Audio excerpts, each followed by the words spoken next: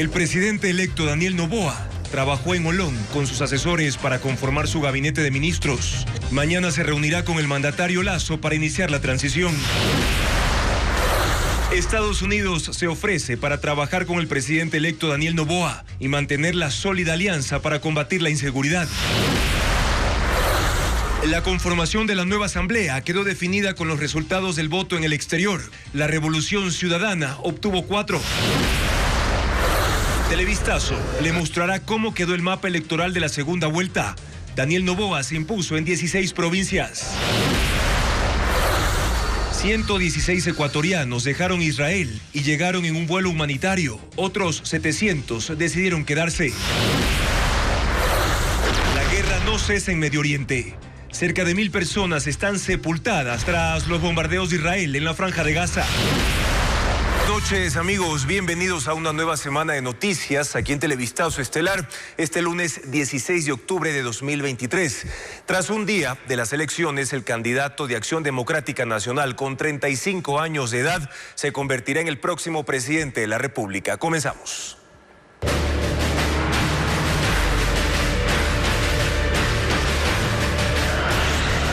Daniel Noboa, presidente electo.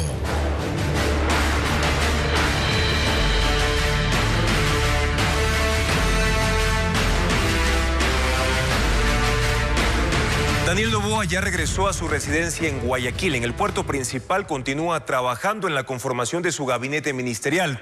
Se despidió de Olón, en la provincia de Santa Elena, haciendo deporte, como lo informa Luisa María Heredia. El movimiento en los alrededores de la vivienda de Daniel Noboa, sin presidente electo de Ecuador, se intensificó cerca del mediodía de este lunes. Tal y como lo había anunciado, las reuniones a puerta cerrada con Suro empezaron. Ultimaron detalles previos al encuentro para la transición, que tendrá el martes con el mandatario saliente Guillermo Lasso. Después del mediodía empezaremos ya el periodo de transición. He conversado con el presidente Lasso, me felicitó y ya el día martes al mediodía tenemos una reunión en Carondelet con el equipo de transición. Esta semana se dedicará con quienes integrarán su gabinete a examinar las condiciones en que recibirá el país. Noboa aseguró que pronto dará a conocer los nombres de sus ministros. En campaña ya había anunciado a 4. Gabriela Sommerfield en la Cancillería, Iván Carminiani al frente de la SECON, Iván Wong en el Ministerio de Agricultura y Sonsoles García en la cartera de producción. Todos alineados a un proyecto político joven, cuyo fin acotó Daniel Noboa sin es devolverle la sonrisa al país. Creo que es una tarea dura, es una tarea que necesita bastante fuerza, pero también bastante empatía para lograr tener el balance que queremos en un país y pues que exista la paz y el progreso. Parte de ese proyecto son también su madre, Anabela Sin, quien lo asesorará en salud pública, y su tía, la empresaria Isabel Noboa. Y esperamos que realmente él pueda tener un apoyo por parte de la Asamblea y que seamos todos unidos, todos apoyando, que transformaremos este país que hoy más que nunca nos necesita por la inseguridad, por la falta de empleo, por la delincuencia terrible que estamos viviendo, por la corrupción. Las reuniones culminaron con el transcurrir de la tarde. Previo a trasladarse a Guayaquil, el presidente electo aprovechó para hacer deporte y enviarle otro mensaje al país. Muchas gracias. Empezamos a trabajar por el Ecuador. Ahora empieza la nueva etapa. Y precisamente el presidente Guillermo Lasso mantuvo reuniones reservadas con sus ministros para preparar el proceso de transición de gobierno. Esto iniciará con una reunión este martes entre Lasso y Zapata, como indica Fabiola Santana. El presidente Guillermo Lasso recibirá este martes en el Palacio de Carondelet a quien será su sucesor Daniel Noboa. La cita está prevista para el mediodía. El jefe de Estado informará al mandatario electo la situación del Ecuador en lo económico, social y seguridad. Es por esto que citó a los miembros de su gabinete en reuniones separadas y reservadas para organizar la información. En cuanto a seguridad, el ministro del Interior, Juan Zapata, espera se establezcan los cronogramas y saber quién lo reemplazará en el cargo para entregar datos sensibles sobre el crimen organizado. El tema de seguridad lo manejamos al instante en los territorios, tenemos clarito lo que pasa en el Ecuador y por eso es importante que el nuevo presidente vea la realidad a la que tiene que enfrentarse y que tenemos que apoyarla. Además de los procesos de contratación ejecutados para la Policía Nacional y los proyectos de ley que considera deben aprobarse en la Asamblea. En cuanto a lo social, el ministro de Inclusión a cargo del gabinete sectorial dijo que tienen la información lista desde hace una semana. Reconoce que muchos de los objetivos no se cumplieron en su totalidad. La disminución de la desnutrición crónica infantil, sin embargo, esto último, por ejemplo, nuestro objetivo fue lograr 6 puntos porcentuales, pero el Ecuador es un Ecuador distinto al que recibimos y eso se dejará constancia. El ministro de Gobierno, Henry Cucalón, y el secretario de la Administración Pública, Sebastián Corral, encabezarán el proceso de transición.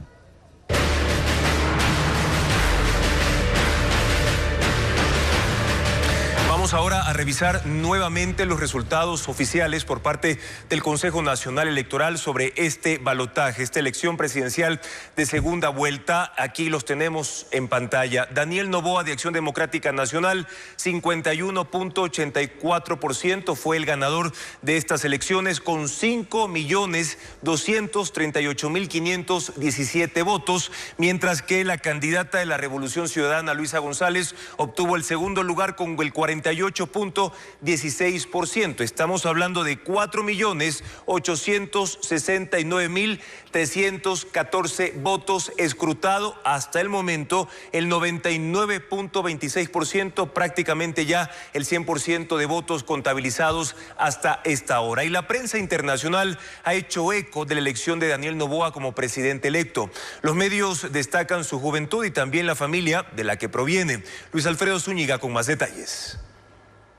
La BBC de Londres titula: Daniel Noboa, la meteórica carrera política del joven empresario que triunfó en lo que su padre fracasó 5 veces y será presidente de Ecuador. El artículo destaca la edad con la que Noboa llega a Carondelet y la de su esposa, Lavinia Balbonesi. El País de España también resalta su edad y no deja de lado la familia de la que proviene. Daniel Noboa, empresario de 35 años, será el próximo presidente de Ecuador, hijo del hombre más rico del país. Su designación supone una verdadera incógnita. Para este medio internacional el resultado fue hasta cierto punto una sorpresa, no solo por su juventud, sino por la respuesta favorable que tuvo la Revolución Ciudadana en los comicios seccionales de febrero. Lo que decir de este diario, parecía que ponía al correísmo camino a la presidencia, pero no ha sido así. A las reacciones se suma el New York Times de Estados Unidos, que tampoco deja de lado la edad del presidente electo y el poder económico de su familia. Daniel Noboa, heredero de un imperio empresarial, gana la elección presidencial de Ecuador. El artículo menciona los estudios del ahora presidente electo en Harvard. Además habla de su familia como una de las más ricas de América Latina, al contar con un imperio bananero, entre otros activos. En lo que también coinciden los medios internacionales es que el joven mandatario tiene mucho por resolver y poco tiempo.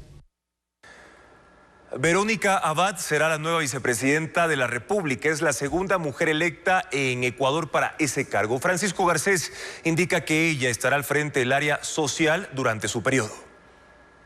Verónica Abad es una empresaria cuencana de 46 años. Tiene 3 hijos y un nieto. Este domingo se convirtió en la segunda mujer elegida vicepresidenta en la historia del Ecuador.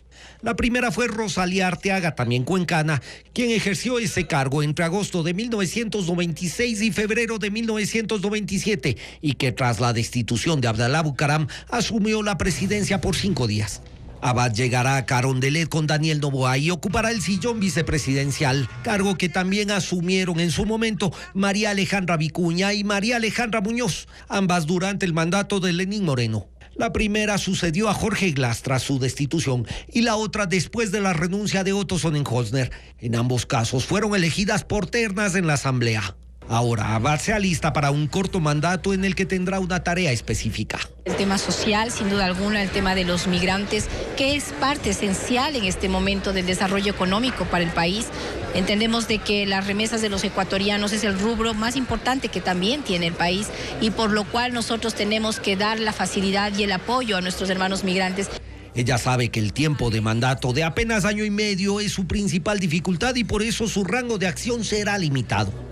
El trabajo por el desarrollo social de los migrantes ya fue definido por el presidente electo Daniel Noboa y tendrá 3 ejes.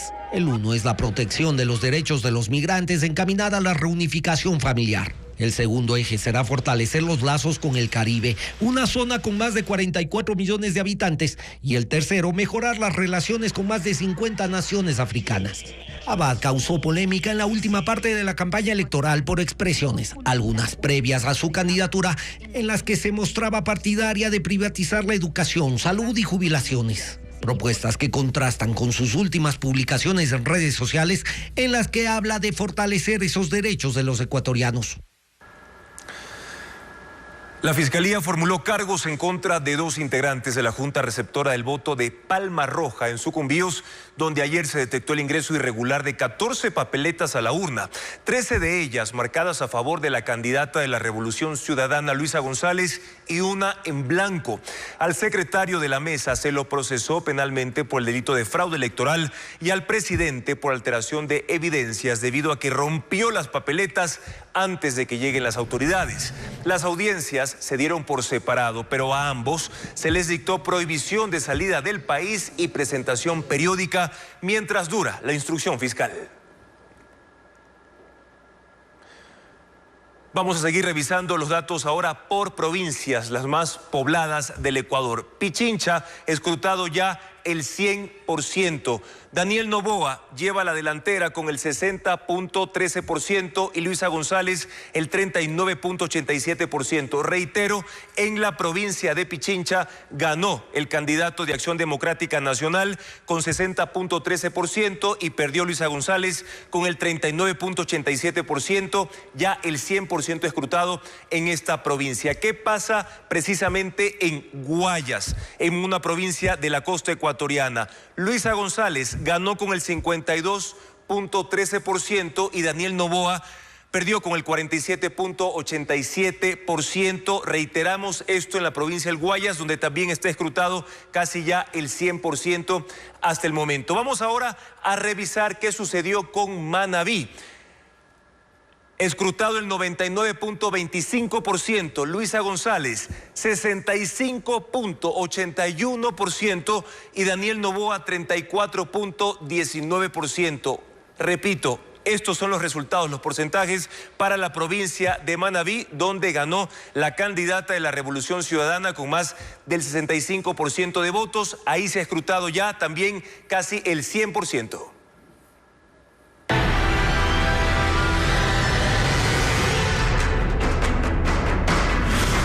Israel, bajo ataque terrorista.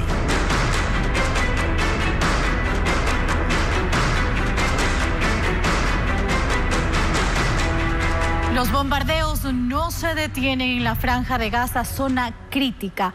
Queremos contarles también la situación que a ahora se presenta, porque 1000 personas están desaparecidas bajo los escombros de edificios bombardeados en ese lugar, la Franja de Gaza. Las fuerzas de defensa de Israel continúan el asedio contra posiciones de la milicia palestina y mantienen los planes de una incursión terrestre para anular las capacidades bélicas del brazo armado de Hamás. Israel los describe como ataques de precisión. Los bombardeos de la Fuerza Aérea contra ciudades en Gaza no se detienen y los de esta mañana dejan unos 18 muertos, elevando la cifra de fallecidos palestinos a 2.800 desde que se inició la respuesta de las Fuerzas de Defensa de Israel por la incursión terrorista de Hamás en su territorio. Los heridos llegan a 11.000 y la actividad en los hospitales es intensa. Paramédicos ingresaban a miembros de la Defensa Civil Palestina que resultaron lesionados por el que dijeron fue un ataque contra uno de sus cuarteles en Gaza. Mientras que en la ciudad de Han Yunis, en el sur, una bomba dejó este cráter en medio de edificios derribados.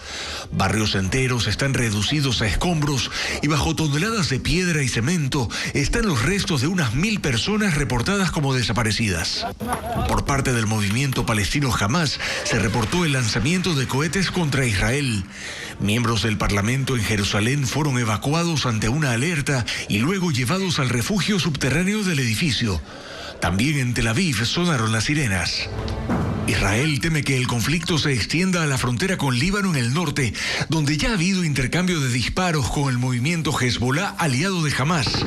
Y esta tarde las Fuerzas de Defensa de Israel y el Ministerio de Defensa anunciaron un plan para evacuar a los habitantes de 28 comunidades ubicados a lo largo de una franja de varios kilómetros en la frontera libanesa. Mientras tanto, esta mañana arribaron a Quito 116 ecuatorianos desde Israel. El gobierno dispuso un vuelo humanitario luego de los ataques de Hamas provenientes de la Franja de Gaza. Carla Delgado con los detalles. La espera y la angustia terminaron para los familiares de 116 ecuatorianos que vivían en Israel y que esta mañana arribaron al país desde Tel Aviv, en un vuelo humanitario dispuesto por el gobierno ecuatoriano, luego de que se desatara la guerra por el ataque del grupo islamita palestino Hamas. Flores, carteles de bienvenida y abrazos que habían estado contenidos. Ligia Rosero cuenta que fue a Israel a la boda de su sobrina. No imaginó que lo que se planeó como un viaje de turismo se transformaría en una pesadilla. La zozobra, el oír de las sirenas y tener que ir a correr a refugiarse en un búnker, madres con niños en brazos, se debe dejar todo y salir corriendo. Cada uno tiene una historia que contar, como esta compatriota que llegó a Quito con su pequeña hija. Ha sido una semana muy fea. Mi esposo se queda allá para luchar por su país. Vengo con mi hija, pero siento que voy a estar feliz porque estoy en familia, estoy en casa, estoy en mi hogar. Pero en el vuelo humanitario no solo llegaron ecuatorianos, también 78 pasajeros de 7 países: Perú, Bolivia, Paraguay, Guatemala, República Dominicana, Honduras y Costa Rica. Sí, exactamente. Muchísimas gracias. Sienten esta situación terrible que vivieron. Por recibirnos y darnos un campo en el vuelo para poder venir. Además, 18 mascotas. El canciller ecuatoriano Gustavo Manrique explicó que en Israel vivían unas 850 personas. De ellas, más de 200 ya están en el país. El resto no han expresado su voluntad de dejar el territorio de Israel porque se sienten protegidos. Por ahora aseguró que no habrá más vuelos humanitarios. El retorno de más compatriotas se lo gestionará mediante otros vuelos de países vecinos.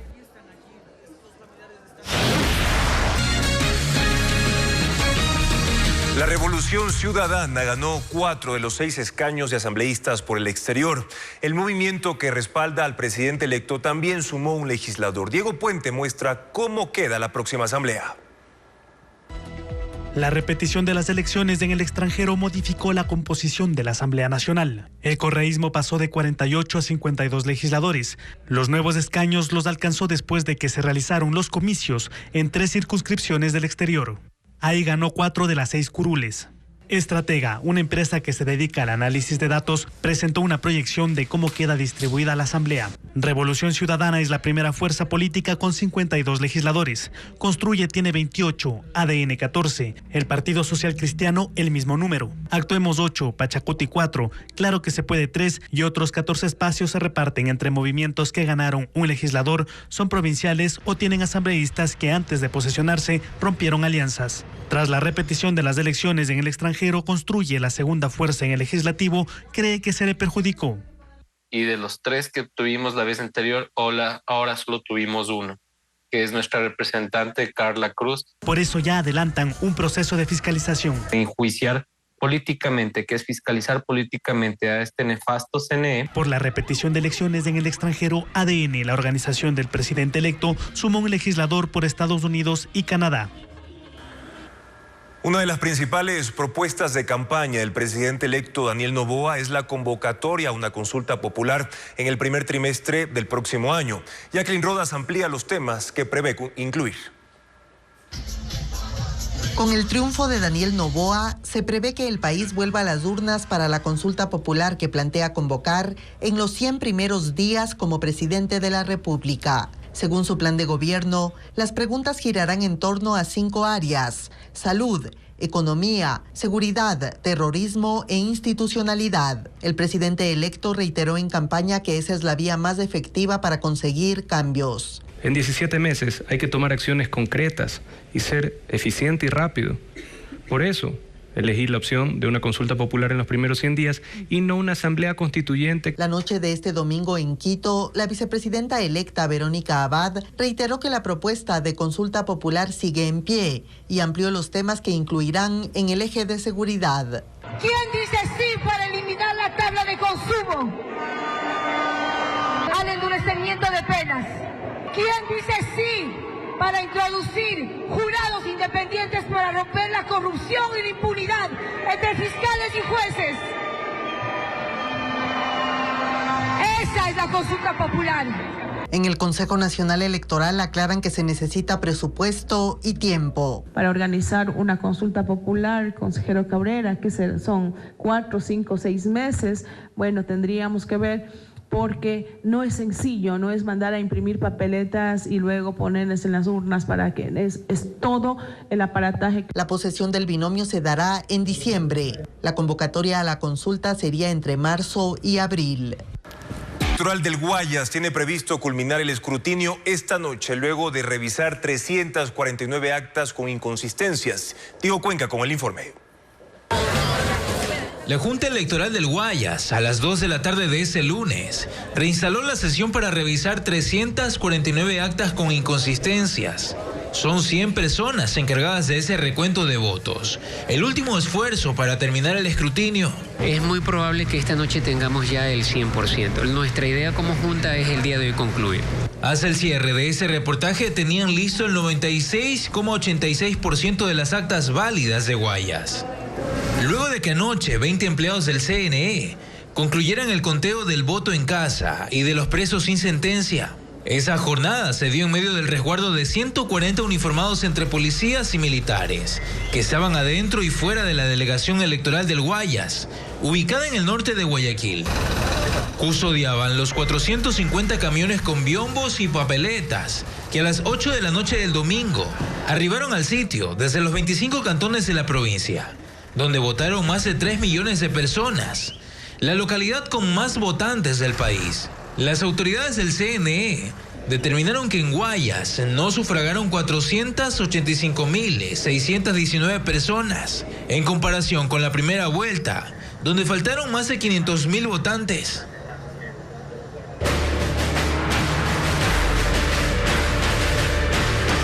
Y vamos a seguir revisando cómo avanza el proceso de escrutinio, esta vez en las Islas Galápagos, con el 100% ya de actas escrutadas. Tenemos en primer lugar a Daniel Noboa con el 66.13%, mientras Luisa González, la candidata a la Revolución Ciudadana, tiene el 33.87%. Reiteramos, estos son datos del Consejo Nacional Electoral con el 100% de datos escrutados. Ahora nos vamos hasta Morona, Santiago, y vemos que aquí también ya con el 100% de actas escrutadas. Vamos al centro sur del país. Noboa, 68.07%. Luisa González tiene el 31.93%. Son los datos que refleja el Consejo Nacional Electoral, escrutado el 100%. Y ahora nos vamos al norte del país, en Sucumbíos, región amazónica. Con el 100% también de datos escrutados tenemos a Daniel Noboa con el 40.27% y Luisa González obtiene el 59.73% hasta el momento. Son los datos que refleja el Consejo Nacional Electoral. Reiteramos, con el 100% de datos escrutados. La inseguridad es el mayor reto del presidente electo Daniel Noboa, pero ¿cuál es su plan?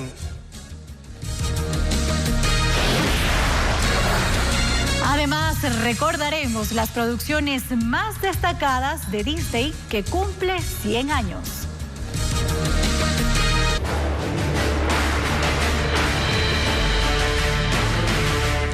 Uno de los más grandes desafíos que deberá enfrentar el presidente electo es la crisis de inseguridad atada al narcotráfico, que ha cobrado la vida de 6.000 personas en este año. Diego Cuenca describe los ofrecimientos de Noboa en ese ámbito. Los tentáculos del narcotráfico y el crimen organizado encerraron a Ecuador en la peor crisis de inseguridad, ante la cual el gobierno de Daniel Noboa debe buscar una salida. El reto empieza por reducir los homicidios, que desde el 1 de enero hasta ese lunes 16 de octubre llegaron a 6.005 a escala nacional. Entre los asesinados hay víctimas colaterales.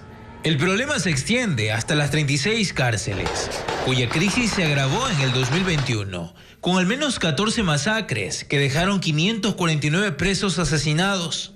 Como solución, Noboa ofreció alquilar cárceles Barcaza, con capacidad para 400 reos, a un costo anual de $8 millones. A esos lugares enviaría a los presos más peligrosos. También pretende combatir a la delincuencia con inversión en tecnología. El Plan Fénix implica instalar una central de inteligencia para prevenir delitos, responder emergencias y garantizar la seguridad en los barrios, que son azotados por extorsionadores, que frenan el desarrollo comercial. Además, desea renovar la logística policial, con uniformes antibalas, patrullas blindadas, drones de vigilancia con reconocimiento facial y un sistema de rastreo satelital. Además, ofreció militarizar fronteras y puertos marítimos. A la par, quiere contratar más personal para el sistema judicial y equipararlo con tecnología para prevenir delitos cibernéticos. También anunció una auditoría a instituciones de seguridad como la Policía y el Ministerio del Interior por los problemas para ejecutar su presupuesto en la compra de implementos para los uniformados, debido a los procesos engorrosos de contratación pública para adquirir chalecos, armas, municiones y vehículos, que llegarían desde noviembre, en medio de la transición del nuevo gobierno. En la campaña electoral, Noboa se impuso resolver los grandes retos sociales como la solución del desempleo juvenil, la implementación de 200.000 cupos en las universidades, la construcción de un ambicioso plan de vivienda y el aumento de las pensiones a los jubilados. Con Hernán Higuera, revisemos un resumen de sus ofertas en lo social. Daniel Noboa en educación ofreció 200.000 cupos universitarios para los bachilleres, sin la necesidad de un preuniversitario. Habló de la implementación de los CDC, Centros de Desarrollo de Carrera, donde los estudiantes adquirirían experiencia para ir a su primer empleo. Se necesita educar para poder conseguir un empleo. En la actualidad, la cifra del desempleo juvenil se ubica en el 7.7%. Y se les ha prometido a los jóvenes capacitación financiera para el emprendimiento, la creación de un fondo de inversión para incubadoras y aceleramiento de negocios, y ofertó también incentivos a las universidades que creen centros de investigación y desarrollo. A los docentes del país les ofreció crear programas de formación y capacitación continua. En salud la tarea es igual de grande. El hoy presidente electo ofreció eliminar la tabla de consumo de drogas, modernizar la infraestructura hospitalaria.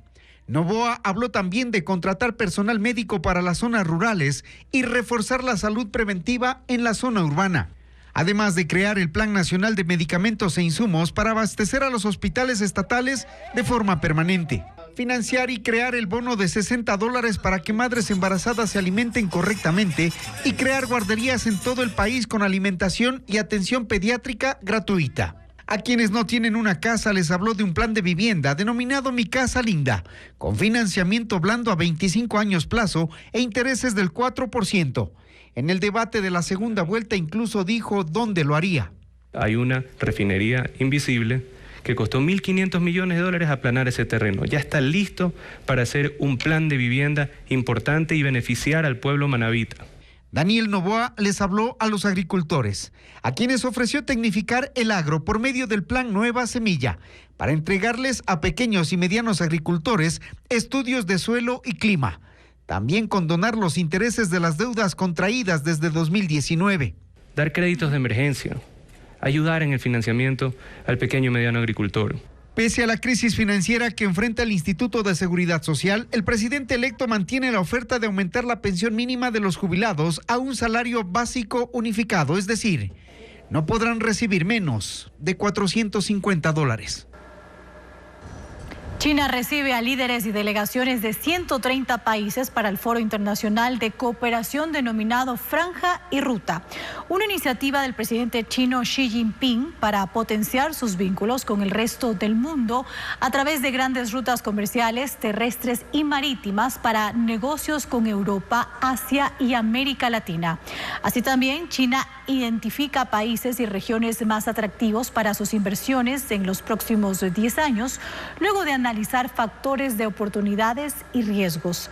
La cumbre se desarrollará martes y miércoles en Beijing y se prevé que de ahí saldrán acuerdos comerciales firmados por unos 64.000 millones de dólares. Una jueza federal en Estados Unidos emitió una orden de silencio contra el expresidente Donald Trump que le impide pronunciarse públicamente sobre aspectos del juicio que se le sigue por intentar revertir el resultado electoral en 2020 y las acciones que derivaron en el asalto al Capitolio en enero de 2021. La medida fue pedida por fiscales para impedir que Trump use su discurso incendiario para desprestigiar a personas de la Corte, atacar a potenciales miembros del jurado o al investigador especial del caso y así evitar que socave la confianza del público en el sistema judicial. Disney cumple 100 años. El gigante del entretenimiento pasó de ser un estudio familiar a un referente cultural que ha llenado de alegría e ilusión a millones de niños y adultos en todo el mundo. Merlis González con el repaso por su trayectoria.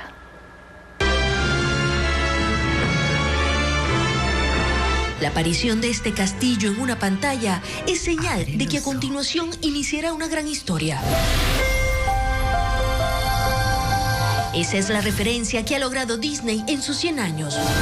¿De aquí es de donde viene nuestra magia? La empresa de entretenimiento inició el 16 de octubre de 1923, cuando Walt Disney y su hermano Roy fundaron un estudio de animación en California, Estados Unidos. Su primer personaje importante fue Mortimer, un ratón que más adelante pasó a llamarse Mickey Mouse y se convertiría en su máximo referente. La evolución de los estudios Disney está estrechamente ligada a la del cine mismo. Pasó de historias cortas en blanco y negro a incorporar elementos como el sonido y el color. Su primer salto a la gran pantalla fue con Blancanieves y los 7 enanos en 1937. Desde entonces es una fábrica de historias con más de 85 películas llenas de moralejas, personajes entrañables y canciones pegajosas. Hakuna Matata. Libre soy, libre soy. Pero la visión del creador Walt Disney no se limitó al cine y construyó parques temáticos donde las familias pudieran divertirse junto a sus personajes favoritos. Estas atracciones ahora están en 6 países de 3 continentes. Un siglo después de su fundación, Walt Disney Company pasó de ser un estudio familiar a un gigante del entretenimiento, considerada la empresa de creaciones culturales más influyente del mundo. La compañía celebra su centenario con conciertos especiales, adaptaciones de sus clásicos y el estreno del cortometraje Érase una vez un estudio, donde los 543 personajes de Disney hacen un emotivo y divertido recorrido por su trayectoria.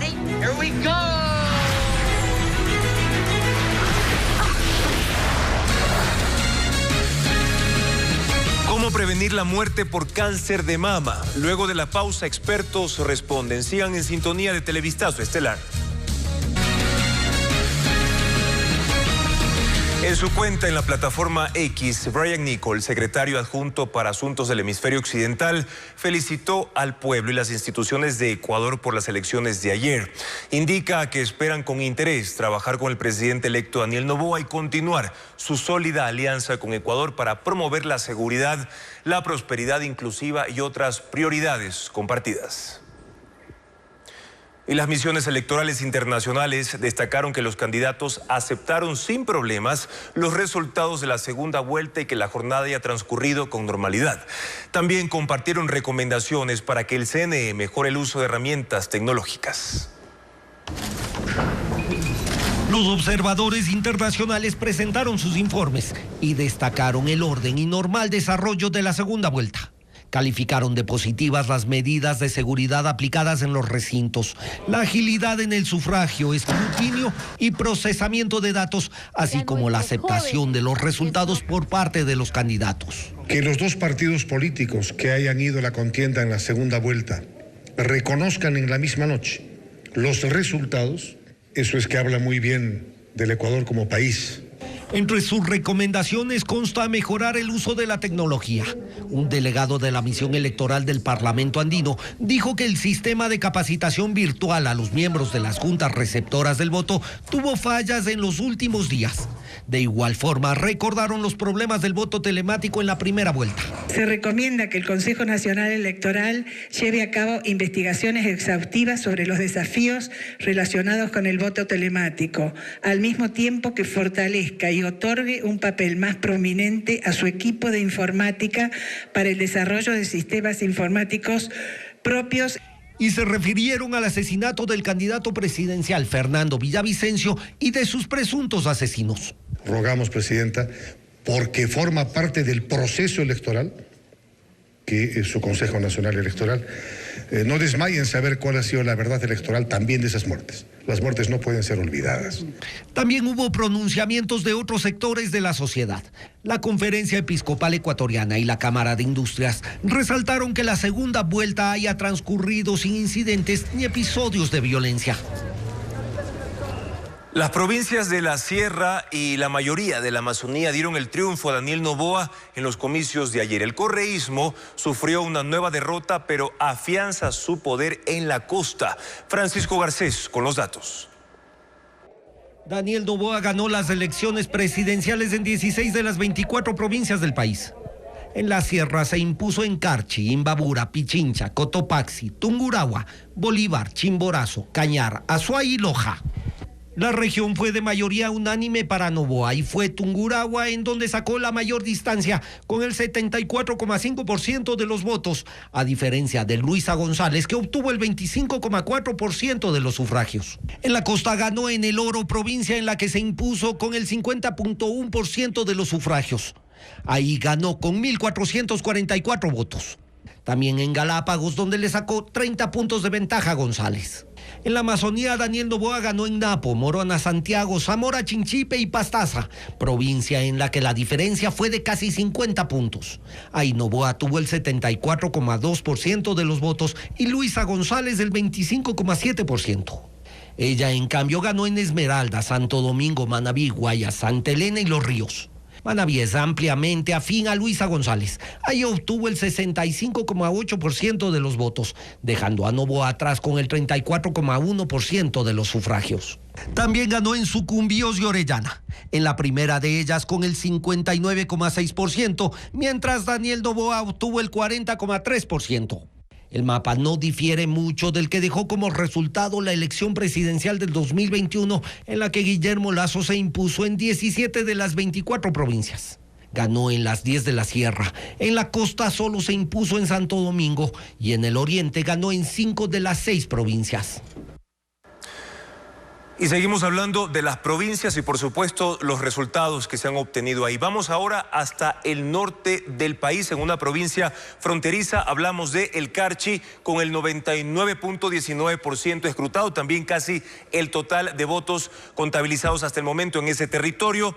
Daniel Noboa el 60,55% y Luisa González el 39,45%. Esto es en la provincia del Carchi. Escrutado ya el 99,19%. Ahora revisamos los resultados en Chimborazo. Ahí ya se ha escrutado totalmente. Todos los votos han sido contabilizados, registrados y computados en la delegación provincial de Chimborazo. Daniel Noboa, 65,84% y Luisa González, 34,16%, escrutado el 100% de votos en la provincia de Chimborazo. Ahora, ¿qué pasa en el sur del país? Específicamente en la provincia de Loja. Escrutado también el total de la votación, 66,66% para el candidato de Acción Democrática Nacional, en este caso Daniel Noboa, y Luisa González el 33,34%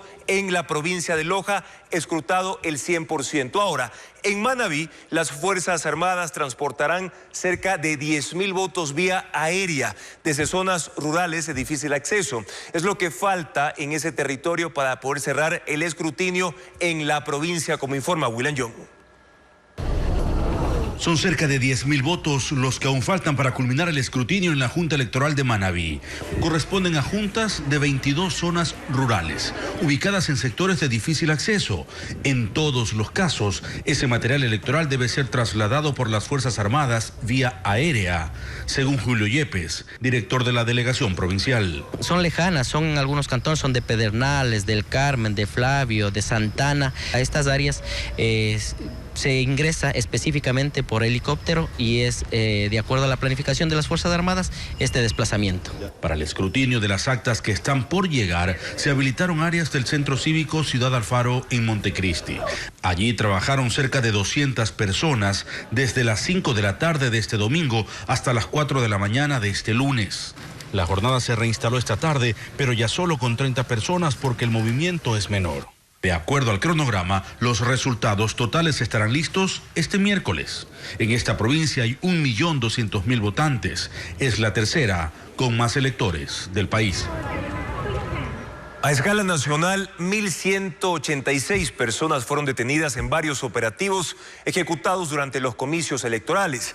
Entre los casos consta el de una persona que realizó 9 llamadas falsas de amenaza de bomba. Informa Bessie Granja. Suplantación de identidad, falsas amenazas de bomba y la tenencia ilegal de armas de fuego son algunos de los delitos detectados durante los comicios electorales de este domingo. Según cifras policiales a escala nacional, 1.186 personas fueron detenidas durante operativos. De ese total, 522 corresponden a boletas de apremio y de captura. También se emitieron 607 citaciones. De ese número, 575 por infringir la ley seca. El ministro del Interior, Juan Zapata, confirmó que se presentó una denuncia en contra de un ciudadano que llamó en 9 ocasiones al sistema ECU 911 y emitió falsas amenazas de bomba en 4 embajadas, un colegio y una institución pública en Quito. Es de nombre Pardo Ruiz Antonio. Él se pudo verificar sus números telefónicos, las cabinas desde el sector de La Marín, en el centro de Quito, en donde se ejecutaron estas llamadas, perfilación del ciudadano y cotejamiento de cámaras con el ECU 911, y él está a órdenes de la justicia. El ECU 911 ha puesto hoy la denuncia. Tras varios allanamientos en el cantón El Empalme, la policía detuvo a una persona por hacer disparos al aire durante una caravana política. En el país, durante los operativos, también se decomisaron 78 armas de fuego y más de 300 motos. Un día después de la elección, las dos fuerzas políticas que se disputaron la presidencia volvieron a mover las redes sociales, ya no para convencer electores, sino para agradecer por los resultados o para justificar la derrota. Twitter, o X como se llama ahora, nunca fue la red preferida de Daniel Noboa mientras era candidato, pero hoy fue esa la red escogida para hacer una publicación de agradecimiento tras los resultados electorales. En un tuit, Noboa escribió: "Hoy hemos hecho historia", y en la fotografía que acompaña a ese tuit se lee: "Gracias, hoy comienza un nuevo Ecuador". En sus otras redes hay más publicaciones hechas tras saber que fue electo como el nuevo presidente de los ecuatorianos. En Instagram, él y su esposa hicieron una publicación conjunta en la que aparecen cargando a su pequeño hijo y una vez más dicen que hoy comienza una nueva etapa para el país. También hay un video que, con la imagen de su padre, habla de lo que comenzó hace 25 años y que hoy ya es una realidad. No le rinde cuentas a nadie. En la mayoría de las redes de Luisa González, hoy no hay publicaciones nuevas. Lo último que se publicó fue el registro de lo que ocurrió ayer, su preparación antes de ir a votar, las expectativas que tenían durante la jornada. Con una leve ventaja. Y hasta la explicación, antes de saber los resultados, de quién iba a tomar las decisiones en caso de que ella ganara la presidencia. En la única red en la que sí hubo publicaciones nuevas fue en X, que siempre fue la red en la que se sintió más cómoda. Aquí ha publicado las felicitaciones de su equipo, agradeció a quienes la apoyaron e incluso retuiteó a Rafael Correa reconociendo la derrota. De hecho, el chat de WhatsApp en el que los encargados de prensa de la excandidata comunicaban su agenda a los periodistas hoy cambió de nombre. Ya no se llama Luisa y Andrés como hasta ayer, sino HLBS 2025, que significa Hasta la Victoria Siempre 2025. El Consejo Nacional Electoral tiene 10 días para completar el escrutinio y proclamar resultados preliminares. Está previsto que la posesión de la nueva Asamblea Nacional y la ceremonia de investidura del nuevo presidente sean a mediados de diciembre. Tras la segunda vuelta de este domingo, el Consejo Nacional Electoral tiene hasta el 25 de octubre para completar el proceso de escrutinio. Luego proclamará resultados preliminares e inmediatamente iniciará la etapa en la que las organizaciones políticas podrán interponer recursos ante el Tribunal Contencioso Electoral. El contencioso deberá resolver las impugnaciones y así el CNE prevé proclamar resultados definitivos hasta el 30 de noviembre. La entrega de credenciales para los asambleístas será del 1 al 8 de diciembre, mientras su ceremonia de posesión deberá concretarse hasta el 15 de ese mes. La convocatoria a esa sesión la definirá la asambleísta más votada, en este caso, Pierina Correa de la Revolución Ciudadana. La asamblea tiene 10 días de plazo para convocar a la ceremonia de investidura de Daniel Noboa como nuevo presidente de la República, es decir, hasta el 25 de diciembre.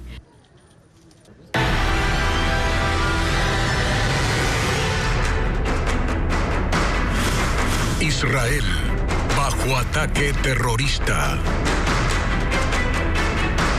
600.000 palestinos que han huido al sur de Gaza están a la espera de que se abra un cruce fronterizo con Egipto para recibir ayuda humanitaria o huir de los combates. Israel, por su parte, restableció parcialmente el suministro de agua al sur de Gaza. 600.000 palestinos que han huido al sur de Gaza están a la espera de la apertura del paso fronterizo de Rafah para permitir la entrada de ayuda humanitaria desde Egipto, que permanece estancada a bordo de un convoy de camiones desde el domingo. También hay decenas de personas ahí que tienen doble nacionalidad. Son palestino-estadounidenses y esperan salir de Gaza lo antes posible. Pero aún no existe una tregua entre Hamás e Israel, por lo que Egipto espera la intervención de Washington para que se den las condiciones de seguridad y luego permitir el cruce de ciudadanos. Israel restableció parcialmente el suministro de agua al sur de Gaza, una decisión acordada entre el primer ministro Benjamín Netanyahu y el presidente estadounidense Joe Biden. El gobierno israelí había cerrado las tuberías el lunes pasado, luego de los ataques de Hamás. A la par, Netanyahu se reunió con los familiares de los 155 secuestrados por los extremistas y les prometió que el rescate es su prioridad. Mientras tanto, en el norte de Gaza, muchos no han podido evacuar. En el hospital Kamal hay decenas de niños en cuidados intensivos, conectados a ventiladores que no pueden ser trasladados. Voluntarios de Naciones Unidas dicen que las condiciones en Gaza se acercan cada vez más a una completa catástrofe humanitaria. No todos los ecuatorianos que viven en Israel decidieron salir. Cientos de ellos aún siguen en este territorio. Carla Delgado con los testimonios. Nicole Torres es ecuatoriana. Ha vivido en Israel desde que tenía 5 años. Por ahora es una de las 700 compatriotas que decidieron quedarse en ese país a pesar del conflicto con el grupo terrorista Hamás. Desde el atentado criminal permanece junto con su hija, encerradas en su departamento en Bat Yam, a 100 kilómetros del lugar de los ataques. Toma pastillas para los nervios. Y no es para menos. 20 de sus amigos fueron asesinados en la fiesta electrónica que se celebraba a 5 kilómetros de la Franja de Gaza, en la que Hamás irrumpió y a la que ella también estaba invitada. Yo desde el sábado no puedo dormir. Nos bombean cada rato. Ahí en la televisión dicen que jamás están tirándonos bastantes bombas y que están trayendo bastantes árabes acá del terrorista, los Hamás, para que vengan a matarnos. Dice que desde el inicio de los ataques vive un infierno y aunque sus familiares en Ecuador le pidieron que regrese, no lo hará. Pero no puedo dejar también a mi gente, a mi familia. Yo crecí acá. Mary Hassan es guayaquileña. También reside en Bat Yam, Israel, desde hace 30 años. Allí conoció a quien es su esposo. Indica que él está hospitalizado por una enfermedad, por lo que al momento no puede moverse de ese país. Desde el ataque del grupo terrorista, su rutina transcurre entre su departamento y este búnker, que comparte con otros residentes del edificio. Pero en sí es cada que pasa algo, estamos llamándonos en el grupo de la familia, todos están bien, está bien, y así estamos. Es vivir al día a día, quiero dormir, como decimos, con un ojo abierto y otro cerrado. Desde su ventana ha visto la crueldad. Dice que estos días de zozobra se han hecho eternos, aunque ella se mantiene optimista. Al menos 1.900 personas han muerto en la Franja de Gaza y 1.300 del lado israelí desde que iniciaron los atentados del grupo Hamas. El cáncer de mama sigue siendo la principal causa de mortalidad hospitalaria en mujeres ecuatorianas, según los indicadores de Solca. Médicos de esa entidad sostienen que cada vez son más frecuentes los casos en estado grave. El informe con Bessie Granja. En Ecuador cada año se registran aproximadamente 30.000 nuevos casos de cáncer, siendo el de mama la principal causa de mortalidad hospitalaria entre las mujeres, según estadísticas de la Sociedad de Lucha contra el Cáncer, Solca. En Guayaquil, médicos advierten que la mayoría de las pacientes llegan a consulta en estadios graves, es decir, cuando hay muy pocas posibilidades de sobrevivir a esta enfermedad. Realmente esta tendencia está aumentando debido a que no hay un diagnóstico precoz ni una conciencia adecuada de que hay que hacerse ecografías de mama y mamografías de acuerdo a la edad. Entonces, mientras no haya esa conciencia, no va a ser posible hacer una detección temprana y los casos se van a detectar en etapas avanzadas. La especialista detalla que aún sigue siendo el temor el obstáculo para que muchas mujeres se acerquen a una cita médica. También las limitaciones económicas, en especial en zonas rurales. Luz Almeida tiene 38 años y es una paciente que está luchando contra este cáncer. Dice que la señal de alerta que observó en su cuerpo es que su pezón se hundió dentro de su mama. En ese momento me asusté. Me hicieron una mamografía, en esos resultados me dice, ¿sabe qué? Tienes cáncer. No lo quería creer. Con lo que él me dio esa respuesta, vine al día siguiente acá a Solca. Los médicos recomiendan que para evitar el desarrollo de esta enfermedad, se debe mantener un peso saludable, hacer ejercicio con regularidad, evitar el cigarrillo y el alcohol y realizar una autoexploración mensual a partir de los 20 años, de preferencia al 5º día de la menstruación. Mientras el cáncer no se expanda a otras partes del cuerpo, hay oportunidades de tratamiento, como Luz, que ahora lucha contra este mal, sin perder la esperanza de que muy pronto tocará esta campana, la señal de victoria de muchas mujeres sobrevivientes. Una exposición con obras inéditas del artista Roberto Noboa se inauguró en el Museo Antropológico y de Arte Contemporáneo en Guayaquil. Además, 80 cortometrajes participan en el concurso Cine Minuto del Festival Internacional de Cine de Quito que comienza esta semana. Estefanía Arias con la agenda cultural.